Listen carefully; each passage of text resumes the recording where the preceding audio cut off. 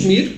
Now, these changes actually tell us about the not only the coming of people from outside, but they also hint towards the continuous occupation of Kashmir Valley from certain archaeological sites. They moved on to another, time phase. For example, 500, 200 BCE, which is again very clear from one of the settlements in South Kashmir. His name is Samthan, and we have references to Samthan in Kalhan's Rajtarangni also. It was then known as Chakradhara. There was a Shiva temple on Chakradhara hill. We have also references to Vijaya or Vijayeshwara. So, these two settlements, they prominently figure as two very important religious centers by the beginning of, the 7th or 8th century BCE. From Samthan, again we have, evidences about Indo-Greeks, proper archaeological evidences in the form of, those layers. We have evidences about their coinage, about, their pottery, about, diet and many other things which are again very clear from this particular area. For first century CE onwards, now the coming of the Central Asians, for example, to the Indian subcontinent actually resulted into the widespread contacts with the northwestern belt of India, and Kushans, they emerged as one of the very powerful dynasties by this time period. They also came to Kashmir, and we have a couple of evidences as far as the Kushan settlements in Kashmir are concerned.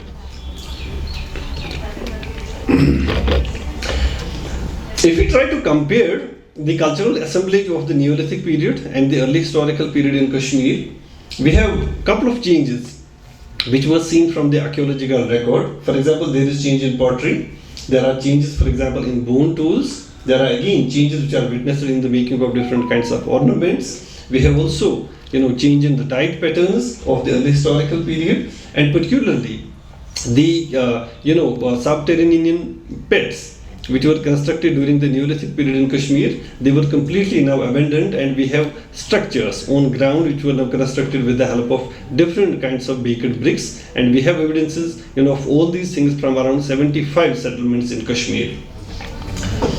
But why there was a change during this time period? Why people actually shifted from the upper Karibas towards the lower areas? Because we have, by early historical period, we have this evidence that there was a complete shift from these Karibas now to the valley bottom. So one of the very important reasons, perhaps, by this time period was that there was now a complete shift, complete drainage of water from the valley floor.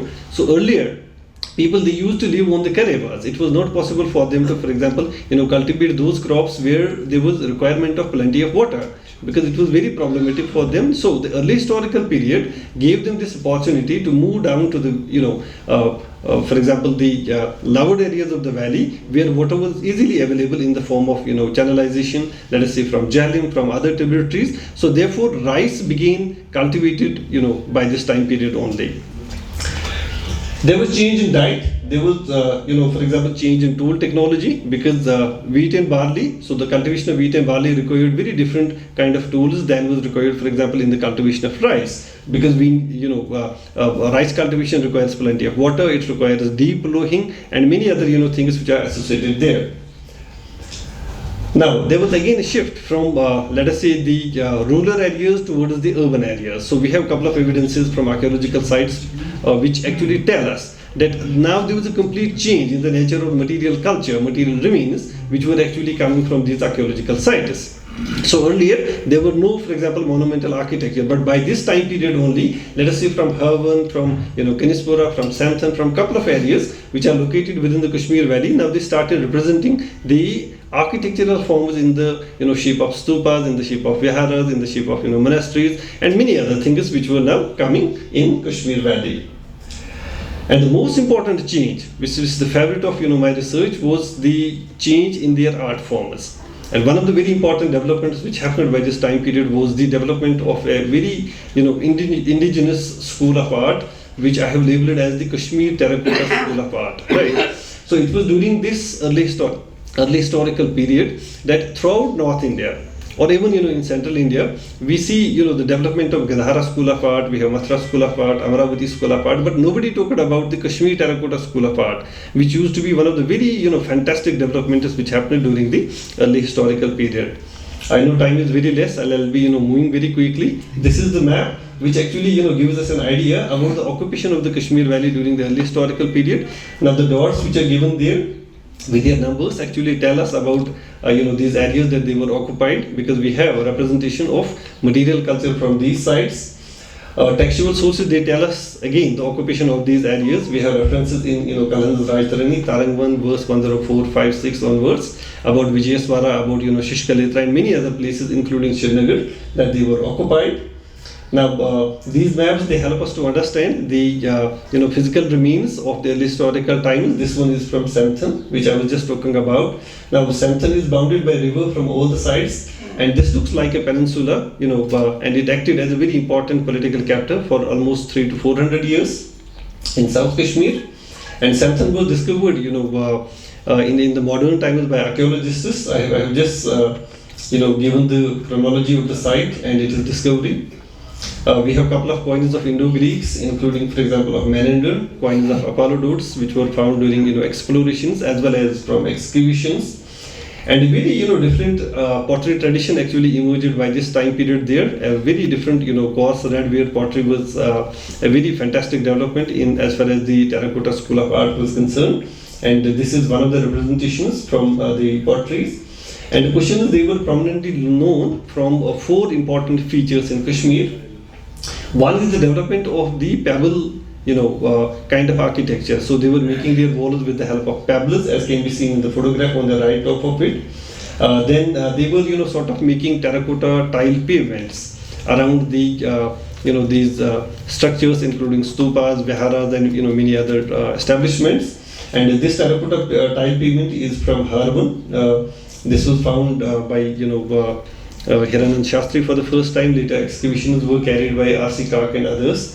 And then we have Kushan pottery, also a very a different kind of ware which emerged by this time period. And then the Kushan coinage of different rulers. And these are the material remains of the historical period. We have depiction of these stupas on the terracotta tiles, as can be seen here. We have women carrying loads, they are carrying pitchers, and then we have, for example, terracotta horses. We have these terracotta female figurines like these tiles, and this one is on the website of Kashmir History Foundation also. This is actually collected by me.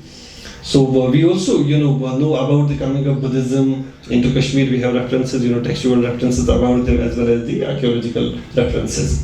The third important timeline or the time period of Kashmir is this early medieval period, which starts from 7th century up to around 13th or 14th century, including these Karkotas, Utpalas and Loharas. We have very prominent sources with us. The textual sources, they can be seen here, including Rajtarani and others. Now material remains, they are very prominent, and we don't talk much about these material remains in secondary sources. I think none of the secondary sources which are available on Kashmir history right now, ancient Kashmir history, they talk about the material remains. Like pottery, we have iron tools, including agricultural tools, warfare tools. We have terracotta beads. We have different slabs or sculptures from different temples in different parts of the Kashmir Valley. We have coins of different Karkota rulers, Utpal and Lohara rulers. Inscriptions are also there. 2 of them, they were located in Martand and Avantipura area. These material remains, they were much helpful in understanding the early medieval developments in Kashmir, including, for example, the temple complex at Parihaspura and Martand. And these coins, they help us in understanding what actually happened during the early medieval period in Kashmir. During our surveys in different parts of Kashmir, we were able to, for example, locate these potteries. They were very much helpful in understanding the concept of storage and many other things associated with temple rituals, because majority of them, they were located within the temple complexes. For example, this was located in situ within the archaeological layers at Martand. We know much about Durlabha Vardhana and the foundation of the Karkota dynasty. Lantaditya was very prominent. He did extensive conquests in different parts of different parts of South Asia. And this map is an illustration of these conquests which happened in different parts of South Asia, moving from Kashmir, moving outside Kashmir, first towards the eastern part of India, moving to south, then coming to Deccan, then to Western India, and then back to first Kashmir, and finally to Central Asia. There were a couple of developments during early medieval times also. There were changes in agriculture. We have a couple of new evidences. For example, the usage of water wheels for irrigation purposes by this time period. We have development of temples. We have making of different, for example, landscapes, including the libraries which were attached to temples, as is evidenced by Rajavani. And Utpala family also did a couple of developments, including, for example, the consolidation of the power, and for example, different kinds of economic reforms, which we are aware about. For example, Suyer's contribution in dredging, let us say, Jahlim and other things. These remains of early medieval period, they are visible in different parts of Kashmir Valley, and we were fortunate to locate some of them. For example, this one is this is a very important settlement in the Ichnad village in South Kashmir. We did a survey which was funded by Ashoka University. They have published the results of the finding also. We were able to locate the remains of temples in one of the very remote areas in South Kashmir. And Kahribal, Mutton is again very important, which talked about the development of, let us say, temple architecture there. And we were able to locate a couple of these antiquities in different private possessions, and we have documented them, considerably. In Hoinar area, which is very close to Pahalgam, terracotta tile pavements, they were located there, and we were able to document some of them. We sort of explored the sites. And at Ahan also we did excavations. I was part of the team which was led by CCA's Department of University of Kashmir, and a couple of evidences they were carried from this site also. And in a very recent project which was funded by Ashoka University for the second season, we are doing explorations in the Rinzipura area of South Kashmir, which are located these areas, they are located in the Pulwama district, very close to the national highway. And a couple of these artifacts, they were recently collected from there, and we are currently involved in these kinds of projects. And these efforts, they are completely on, and we are actually trying to include the curriculum of history of ancient Jammu, Kashmir and Ladakh to the students of 11th and 12th. This one we have already introduced it in the 6th class Jammu and Kashmir State Board of School Education textbooks. I have written a full chapter on ancient Jammu, Kashmir and Ladakh. And imagine, we are actually feeding up the students of 6th standard. Right. So right now I'm involved in another project where we are writing textbooks for class 11th and 12th also. We are trying to include the history of Jammu, Kashmir and Ladakh, ancient history of Jammu, Kashmir and Ladakh to 11th and 12th class students. We already did this for the college level students. We have a separate paper for history of ancient Kashmir. We are teaching it at the college level, and in my department at University of Kashmir also. So I have started a separate 4-credit paper. I am teaching it to our students. So with the title History of Ancient Kashmir, and in the choice-based credit system, which was a kind of scheme launched by UGC, where the students from other departments like from computer sciences, zoology, botany, and others, they were also sort of given this option to choose papers from Department of History, and I have this record number of 100 students who have registered for the paper History of Ancient Kashmir in the open elective choices. So yes, I am much impressed by the work carried by Sunanda ma'am, because she is also working on the same line as preserving the heritage of Kashmir. This is a job of ours. We have to do it, and we are trying our best to manage this somehow. Thank you so much.